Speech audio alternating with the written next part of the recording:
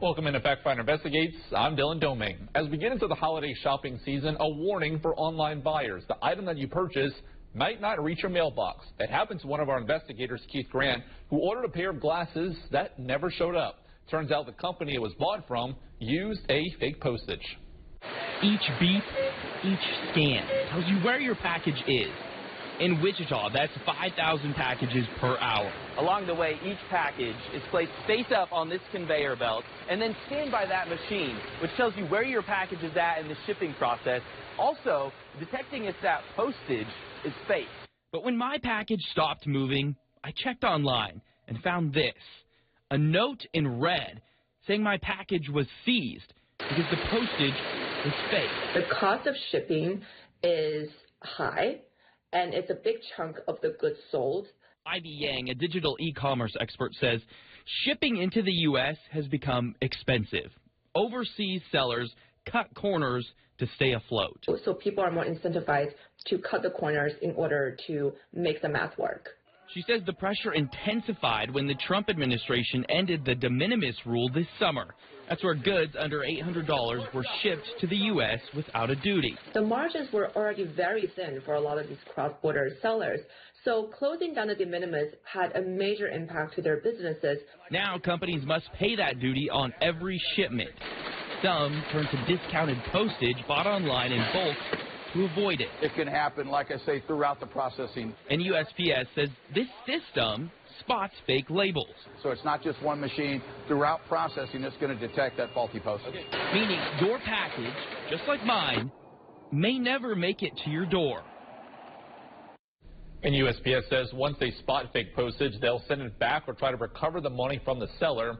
Our investigator never received his package, but did get a refund. The town of Bentley here in Central Wake County says they've had trouble with unsolicited vendors trying to sell solar panels to residents. Police telling Factfinder these door-to-door salesmen are not only unlicensed, they appear to have defrauded at least one homeowner already. So here's what Bentley Chief of Police James Bryan wants you to know if you do get a knock on your door. First, call your local town or city hall and ask if the company is licensed. Second, ask for identification and look for confirmation that they are actually a part of the company that they say they are. Lastly, you can look them up on the Better Business Bureau website to make sure they are legit. Bentley homeowner Cheryl Gowen says she knew something was off right away. It was red flags, and then he said that it wouldn't cost me anything.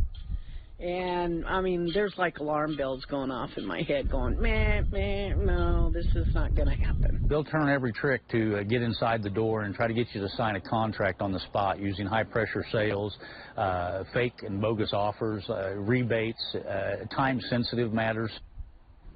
And you just heard from the homeowner who did not fall for it, but the chief says another homeowner in Bentley lost several $1,000s. Kansans right now getting hit hard by puppy scams this time of year. The BBB says reports jump in December and January. People pay for a puppy, but it never shows up. On average, families have lost about $600 this year, and we aren't into the peak time yet. So here's what a typical puppy scam looks like. You search online for a breeder, and you click on a website or see a post on social media. The seller will typically have a decent price, and then this is where you can lose hundreds. The scammer adds on fees like for a special crate, for example, and you never get the puppy. In Kansas, there's a trend that the BBB keeps flagging. So purebred puppies, that is largely what has been reported to BBB through our scam tracker tool. The BBB says the top predictor that you're working with, a scammer, they won't let you video call to actually see the puppy, or they'll make excuses about seeing it. It's always best to see the puppy in person first and then pay. A Factfinder investigation here. It's no secret many rural hospitals, particularly in Kansas, are struggling to keep their doors open. According to the Kansas Hospital Association, more than half of Kansas's hospitals are in danger of closing. Pratt Regional Med Center is one of the hospitals that has been struggling. As investigator Cale Chapman reports, they say they're making progress staying afloat, but they need more help to keep things running. Over the last year, Pratt Regional Med Center has improved its operating margin by 9%, bringing them into line with the state average of -7%. Despite that progress, Pratt Regional came to the Pratt County Commission for help, saying significant measures would need to be taken to climb the rest of the way. Number one, we need $15 million for this option to be viable. Our ability to borrow the necessary funds is limited due to the lack of collateral. Guaranteed Lending Services reports they believe funding through USDA would be available if the county would back PRMC. Option number 2, donation or gift. A donation or gift with no expected payback would need to be $8 million. Option number 3, sales tax assistance.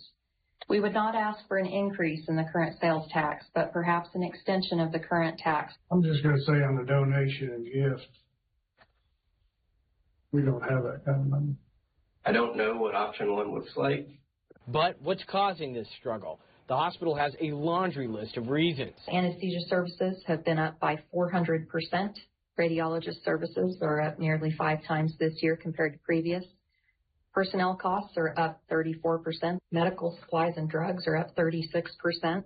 Now the groups are working with the county's bond council to find a solution. The hospital says if none of those 3 options are taken by the county, then they'll have to consider either merging with a larger healthcare system or bankruptcy.